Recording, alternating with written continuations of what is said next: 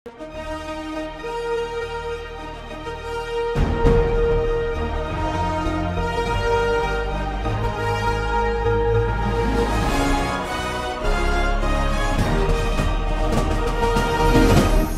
பார்த்து கொண்டிருப்பது உங்கள் ஜாஷ்வா டிவி. சகல ஜனங்களுக்கும் நற்செய்தி.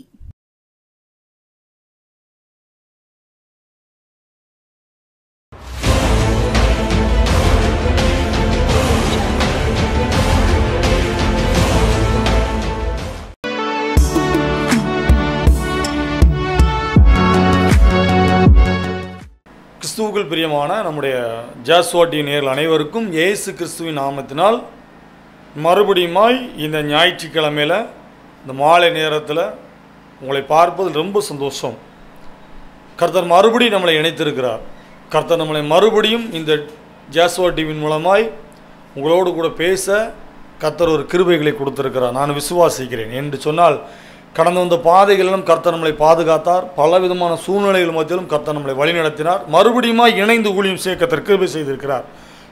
என் தேவாதி தேவனுக்கு நான் நன்றியை முதலாவது சொல்லிக் கொள்கிறேன். ரெண்டாவது நம்முடைய ஜாஷ்வா டிவிக்கு நான் நன்றியை தெரிவித்துக் கொள்கிறேன். தொடர்ந்து நீங்கள் ஜெபம் பண்ணுங்க. கர்த்தர் இவர்களையும் இவருடைய ஊழியங்களையும் கர்த்தர் இன்னும் அபரிதமாக ஆசீர்வதிப்பாராக. கர்த்தர் இன்னும் உயர்த்தி கொண்டு இருக்கிறார். இன்னும் உயர்த்துவார். இன்னும் பெரிய காரியங்களை கர்த்தர் செய்வாராக. எல்லாவற்றிற்கும் மேலாக பார்க்கிற உங்களை கர்த்தர் இன்னும் ஆசீர்வதிப்பாராக. இன்னும் தொடர்ந்து நீங்கள் பாருங்கள். தொடர்ந்து உங்களுக்கு தெரிஞ்சவிட நீங்கள் என்ன செய்யுங்க, சொல்லுங்கள்.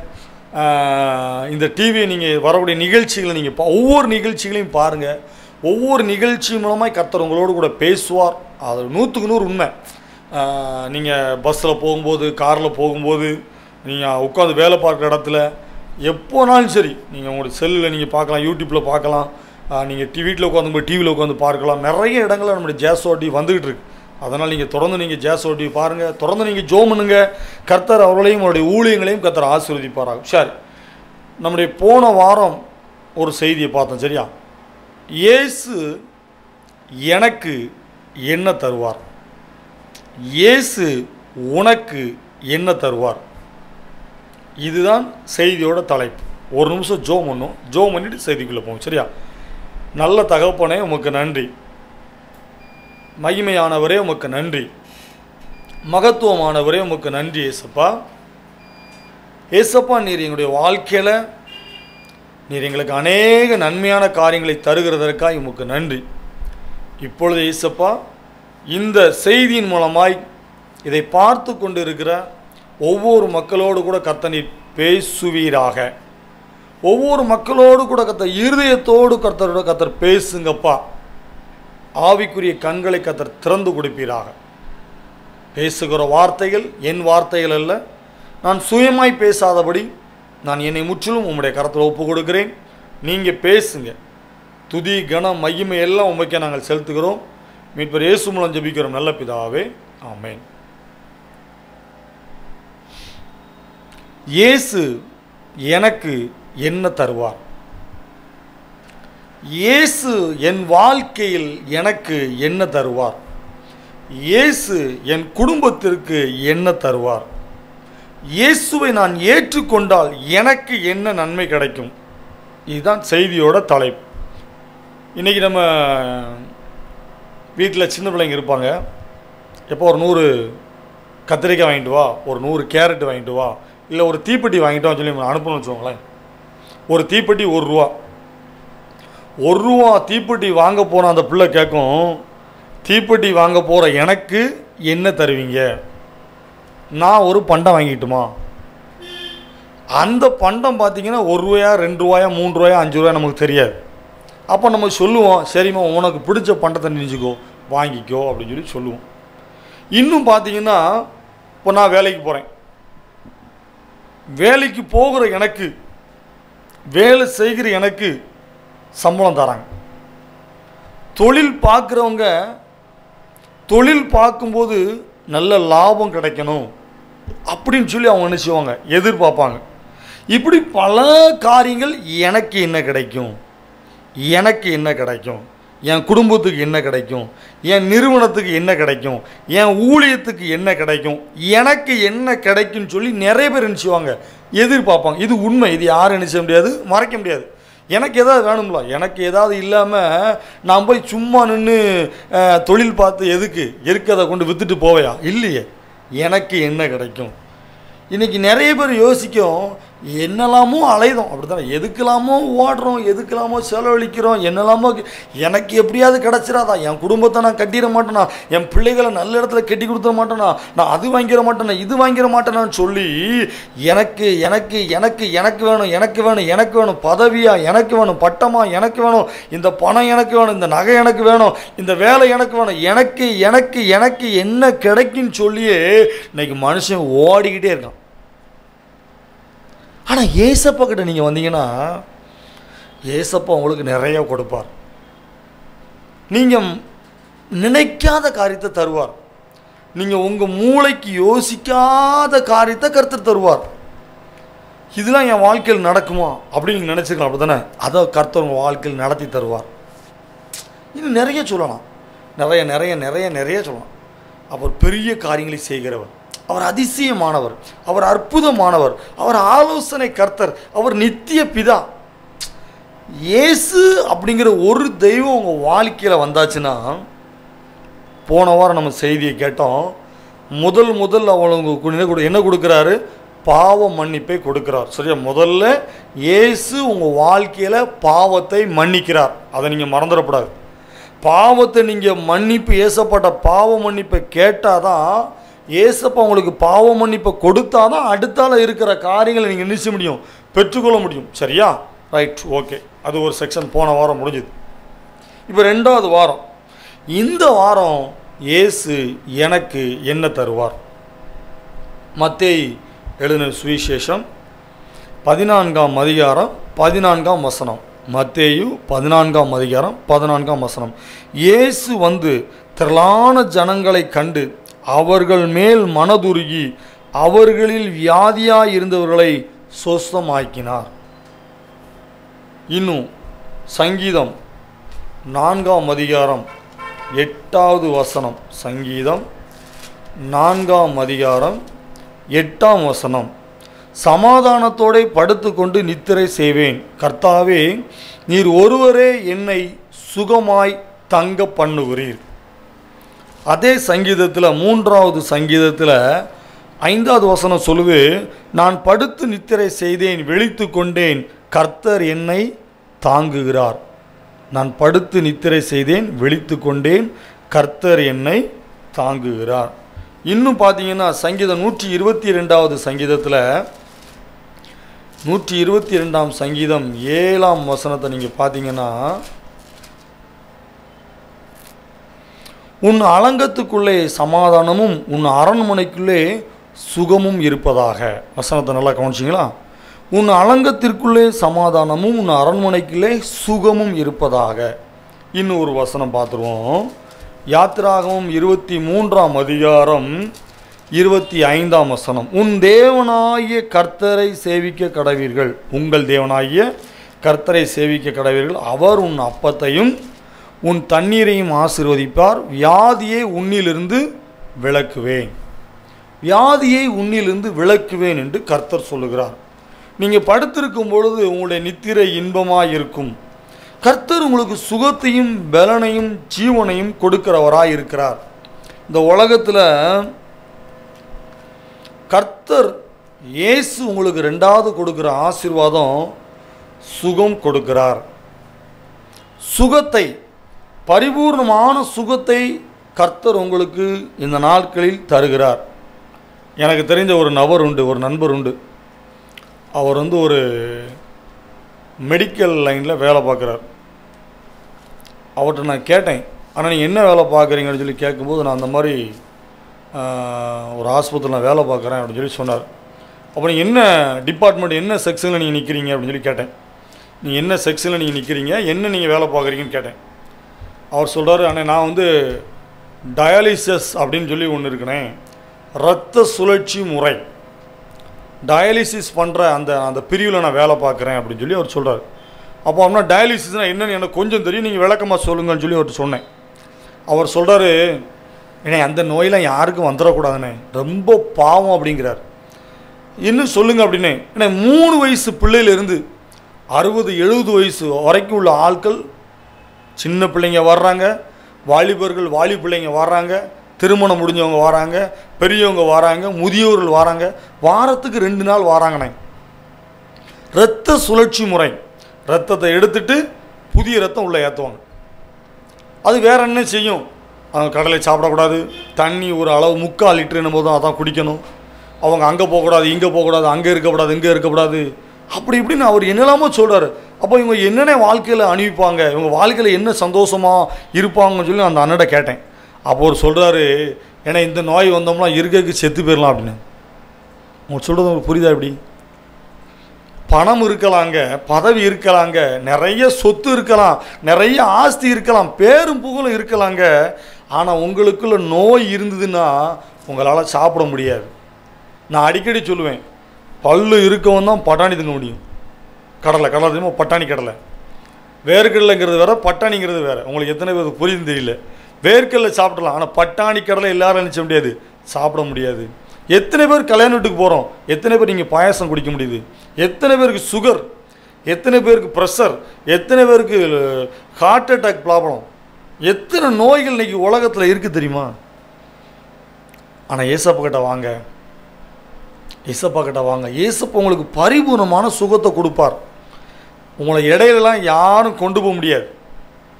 உங்கள் குடும்பத்தோடு சந்தோஷமாக கர்த்தர் வாழ வைப்பார், சுகத்தை தருவார், பரிபூர்ணமான சுகத்தை கர்த்தர் உங்களுக்கு தருவார். எனக்கும் விலகினம் உண்டு, எனக்கும் முதுகில் பிரச்சனை உண்டு, சரியா? நானும் நின்றுக்கிட்டு தான் வேலை பார்த்துட்டே இருக்கிறேன். வேலை பார்ப்பதுனால உடம்புல பிரச்சனைகள் வரும், விலகினங்கள் வரும், அது இல்லைன்னு சொல்ல முடியாது. ஆனால் திடீர்னு வருகிற மரணத்திற்கு ஏதுவான வியாதிகள், நிறைய காரியங்கள் இருக்குது. அப்போ ஏசப்பா கிட்ட நீங்கள் வந்தீங்கன்னா அவர் உங்களுக்கு பரிபூர்ணமான சுகத்தை அவர் கொடுப்பார். இயேசு கிறிஸ்து இந்த உலகத்தில் வாழ்ந்த நாட்கள் அவர் செய்த காரியங்கள் நிறைய பார்த்தீங்கன்னா அநேக மக்களுக்கு சுகத்தை கொடுத்தார்.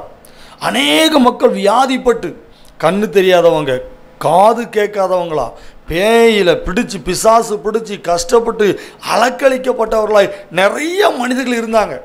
கர்த்தர் அவர்களுக்கு செய்த அற்புதம், பெரிய அற்புதம், முக்கியமான அற்புதம் பார்த்தீங்கன்னா சுகத்தை கொடுத்தார், பரிபூர்ணமான சுகத்தை கொடுத்தார். அவர் எங்கெல்லாம் போகிறாரோ அவர் நின்ன இடத்துல சுகம், அவர் போய்கிட்டு இருந்த இடத்துல அற்புதம், நிறைய அற்புதங்களை கர்த்தர் இயேசு செய்தார்.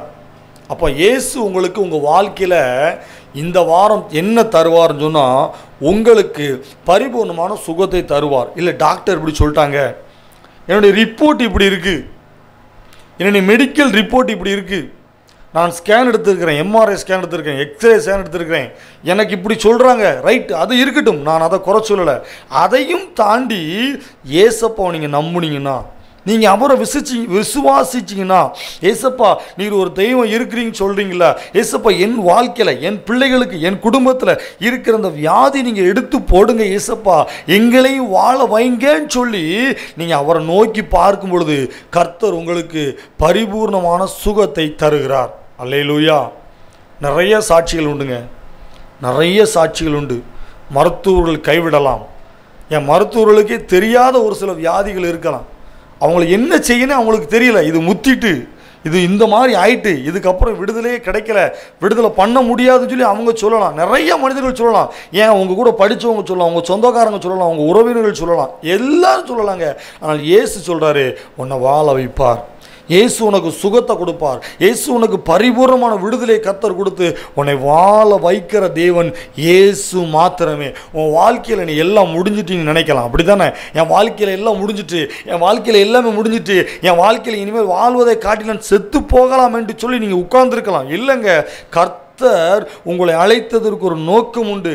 அவர் உங்கள் உடம்பில் இருக்கிற எல்லா பலகீனங்களையும் கர்த்தர் மாற்றுவார், அவர் சுகத்தை கொடுப்பார். இந்த நாட்களிலும் நீங்கள் இயேசு உங்களுக்கு என்ன தருவார்? சுகத்தை தருவார். நீங்கள் நம்புறீங்களா? நான் நம்புகிறேங்க. இப்போ நான் நிற்கிறது தேவனுடைய கிருபை, என் பலத்தினால் அல்ல, என் பலத்தினால் அல்ல, என் பலத்தினால் அல்ல, நான் நிற்பது தேவனுடைய பலத்தினால். சரியா? உபாகமம் 7ஆம் அதிகாரம் 15வது வசனம் சொல்லுது, கர்த்தர் சகல நோய்களையும் உன்னை விட்டு விலக்குவார். சகல நோய்களையும் கர்த்தர் உன்னை விட்டு விலக்குவார். ஒரு சிலர் சொல்லுவாங்க, இந்த நோய் எங்கள் தாத்தாவுக்கு இருந்துச்சு, இந்த நோய் எங்கள் அப்பாவுக்கு இருந்துச்சு, இந்த நோய் அடுத்து என் பையனுக்கு வரும்னு சொல்லி நீங்கள் சொல்லலாங்க. உங்கள் குடும்பத்தார் சொல்லலாம், இது பரம்பரையாக வரக்கூட நோயின்னு சொல்லி சொல்லலாம். ஆனால் கர்த்தர் சொல்கிறாரு, கர்த்தர் சகல நோய்களையும் உன்னை விட்டு விலக்குவார். நீங்கள் விசுவாசிக்கிறீங்களா? நீங்கள் நம்புறீங்களா? கர்த்தரை தேடுங்க. ஏசப்பா எனக்கு நீங்கள் என்ன தருவீங்க?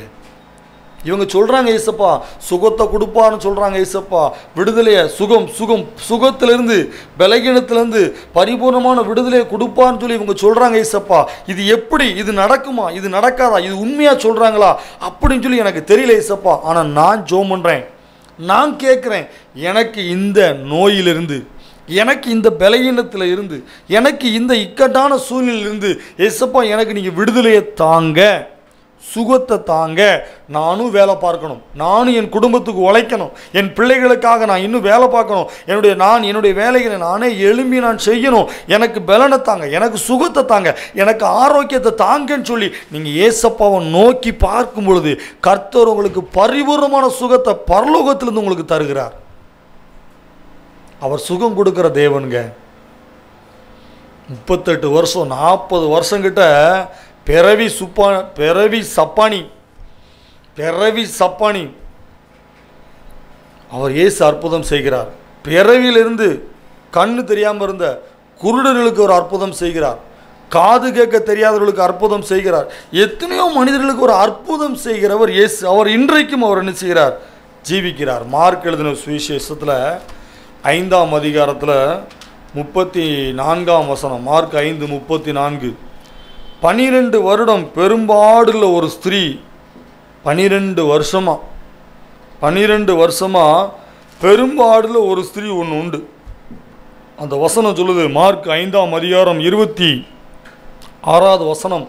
அநேக வைத்தியர்களால் மிகவும் வருத்தப்பட்டு தனக்கு உண்டானவைகளை எல்லாம் செலவழித்தும் சற்றாகிலும் குணமடையாமல் அதிக வருத்தப்படுகிற பொழுது, இந்த வசனத்தை பார்த்தீங்கன்னா எனக்கு இந்த நிறைய நான் சொல்லியிருக்கிறேன். அநேக வைத்தியர்களால் மிகவும் வருத்தப்பட்டு தனக்கு உண்டானதெல்லாம் செலவழிச்சாச்சு, ஆனால் சற்றும் குணமடையலை. அந்த பெண்ணுக்கு ஒரு விசுவாசம். ஏசப்பா நடந்து வந்திருக்கிறார், ஏசப்பா நிற்கிறார், ஏசப்பாவோட அந்த வஸ்திரத்தின் ஓரத்தை தொட்டா எனக்கு சுகம் கிடைக்கும். அந்த பெண் இயேசுவின் அந்த சட்டை என்ன செஞ்சா? தொட்டா. கர்த்தர் பரிபூர்ணமான சுகம் அவளுக்கு கிடைச்சிது. 12 வருஷம் பெரும் பாடுல ஒரு ஸ்திரீ, அவளுக்கு என்ன நோயோ தெரியல, ஆனால் அந்த நோயில் அவள் ரொம்ப கஷ்டப்பட்டுருக்கா. அதான் பெரும்பாடுள்ள ஸ்திரீயும் போட்டிருக்கு. அந்த ஸ்திரீக்கு கர்த்தர் ஒரு சுகத்தை கொடுத்தார். இன்னும் நீங்கள் வாசிக்கலாம், அன்னாளுக்கு குழந்தை பாக்கியத்தை கொடுத்தார். இன்னும் நீங்கள் வேதத்தை நீங்கள் வாசித்தீங்கன்னா நிறைய பேருக்கு ஒரு சுகத்தை கொடுத்தார்னு சொல்லி இந்த நீங்கள் காரியத்தில் நீங்கள் நினைச்சலாம், பைபிள் நினைச்சலாம், நிறைய காரியத்தில் நீங்கள் பார்க்கலாம். லூக்கா 7ஆம் அதிகாரத்தில் ஒரு சம்பவம் வருது. ஒருத்தர் வர்றாரு. அதில் பார்த்தீங்க அப்படின்னா ஒரு வேலைக்காரனுக்கு கர்த்தர் என்ன செய்கிறாரு? சுகத்தை கொடுக்குறார். மார்க் 10ஆம் அதிகாரத்தில் 52ஆம் வசனத்தில் அதே மாதிரி ஒரு சம்பவம் வரும். மார்க்கு 10ஆம் அதிகாரம் 52வது வசனத்தில் பார்த்தீங்கன்னா, திடன்கோள் எழுந்திரு, உன்னை அழைக்கிறார் என்றார்கள். இதில் யார் வரா? பர்தியுமே என்கிற ஒரு குருடன் வருகிறான். இயேசு போகிறான்னு கேள்விப்பட்டனே தாவீதின் குமாரனே எனக்கு இறங்குன்னு சொல்லி அவன் சத்தம் போட்டு கூப்பிட்றான். அதை 1-2 பேர் திட்டுறாங்க, நீ உட்காருன்னு சொல்கிறாங்க. அவன் என்னெல்லாமோ சொல்லி பார்த்து இயேசுவை கூப்பிட்றான். இயேசு நிற்கிறார். உனக்கு என்ன செய்யணும்னு கேட்குறாரு. அப்போ சொல்லுவான், ஆண்டவரே நான் பார்வையடையணும். சொன்ன உடனே அவனுக்கு ஆண்டவர் என்ன செய்கிறாரு? பரிபூர்ணமான சுகத்தை அவன் செய்கிறாரு, கொடுக்குறாரு. பர்தியுமே என்கிற குருடன் சுகம் பெறுகிறான். இந்த செய்தி மூலமாய் நான் கர்த்தர் உங்களுக்கு பேசுகிற ஒரு வார்த்தை, இந்த வாரத்தில் இயேசு உங்களுக்கு என்ன கொடுப்பார்? போன வாரம் செய்தி கேட்டோம். இயேசு உங்களுக்கு பாவ மன்னிப்பை கொடுத்து பாவத்தை மன்னித்து புது வாழ்க்கை வாழ கிருபை செய்வார். இந்த நாட்களில் தேவன் கொடுக்குற வார்த்தை, இயேசு உங்களுக்கு என்ன கொடுப்பார்? நீங்கள் சொல்லுங்கள், இயேசு எனக்கு சுகத்தை கொடுப்பார், இயேசு எனக்கு பலனை கொடுப்பார், இயேசு எனக்கு ஜீவனை கொடுப்பார், இயேசு எனக்கு நல்ல ஆரோக்கியத்தை கொடுப்பார், இயேசு என்னை மறுபடியும் எழுந்து நடக்க கிருபை செய்வார், இயேசு என்னை மறுபடியும் இந்த உலகத்தில் என்னை நடக்க வைப்பார் அப்படின்னு சொல்லி நீங்கள் விசுவாசிக்கும் பொழுது, நீங்கள் அவரை தேடும் பொழுது, நீங்கள் ஜெபிக்கும் பொழுது அவர் கொடுக்கிற பெரிய ஆசீர்வாதம் இன்றைக்கி நிறைய பணங்க, நிறைய பணம் வச்சுருக்கலாம். நான் யாருனே சொல்லிட்டேன், நிறைய பணம் வச்சுருக்கலாம், நிறைய படிச்சிருக்கலாம், நிறைய சொத்துக்கள் இருக்கலாம். எல்லாமே ஆஸ்பத்திரிக்கு போனால் பத்தாதுங்க. ஆஸ்பத்திரிக்கு போனவங்களுக்கு தெரியும். இது நீங்கள் இந்த பிரசங்கத்தை கேட்குறவங்க 1-2 பேருக்கு புரியும் நினைக்கிறேன். எவ்வளோ பெரிய ஆளாக இருந்தாலும் சரி, ஆஸ்பத்திரியில் எத்தனை கோடி கொண்டு தட்டுனாலும் கர்த்தர் சுகத்தை கொடுக்கலன்னா வரும்போது தூக்கிட்டு தான் வரணும். உங்களுக்கு நல்லா புரியும் நினைக்கிறேன். யாராக இருந்தாலும் சரி, அவர் எந்த ஜாதியாக இருந்தாலும் சரி, அவர் எவ்வளோ பெரிய பதவியில் இருந்தாலும் சரி, அது யாராக இருந்தாலும் சரி, கர்த்தர் சுகத்தை கொடுக்கலன்னா வரும்போது 4 பேர் சேர்ந்து நினைச்சணும், சும்மா தூக்கிட்டு தான் வரணும். அதனால் கர்த்தர் உங்களுக்கு சுகத்தை தருவார், நான் விசுவாசிக்கிறேன். நான் சொல்கிறேன், நான் இன்றைக்கி எந்திச்சு நிற்கிறது தேவனுடைய கிருபை, நான் நின்று பேசுவது தேவனுடைய கிருபை. எனக்கும் பலகீனம் உண்டு, எனக்கும் என்னுடைய வாழ்க்கையில் பலகீனம் உண்டு. ஆனாலும் கர்த்தரை தேடும் பொழுது, அவர் மேலே நம்பிக்கையாக இருக்கும் பொழுது, அவர் கொடுக்குற பெரிய கிருபை, பெரிய ஆசீர்வாதம், சுகம் தருவார். சுகம் தருவார், உங்களுக்கு பலன் தருவார், எழுந்து நிற்க கர்த்தர் கிருபை செய்வார். உங்களுக்கு வந்த நோய் உங்கள் பிள்ளைங்களுக்கு வராது, உங்கள் பிள்ளைங்களுக்கு வந்த நோய் உங்கள் பேர பிள்ளைகளுக்கு நிச்சயாது வராது.